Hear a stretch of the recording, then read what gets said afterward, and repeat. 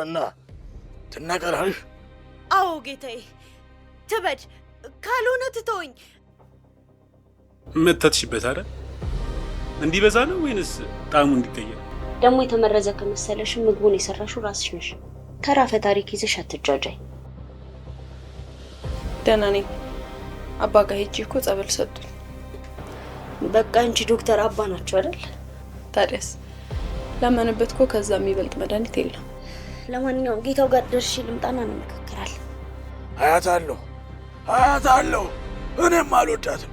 ትዋጋለች፣ ታቃጥላለች። ካርቱን እጃችን ላይ ካስገባሽ ብዙ መንገድ አለ። እኛም ለመደራደር ያመቸናል። እሱን ለኔ ተው፣ ብቻ አንተ አመቻች። ሌላው ነገር በኔ ተው። የቤቱ ውክልና ያለው በእጄ ነው። ቤቱ አይሸጥም፣ አትልፉ። እንደው መሸጥም ካለበት ከኔ ጋር ነው መነጋገር የምትችሉት። ገባችሁ? ነግሬሻለሁ። አጉል ሐሳብ አትምጪ። ለኔ ማንም አስቡልኛል። አዎ አባ፣ በጣም ጨንቆኛል። እኔ እነዚህን ልጆች እየቻልኳቸው አይደለም።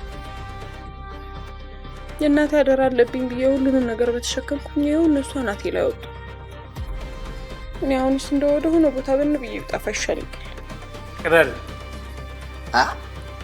አዎ ሌባ ነሽ። ምን አልሽ?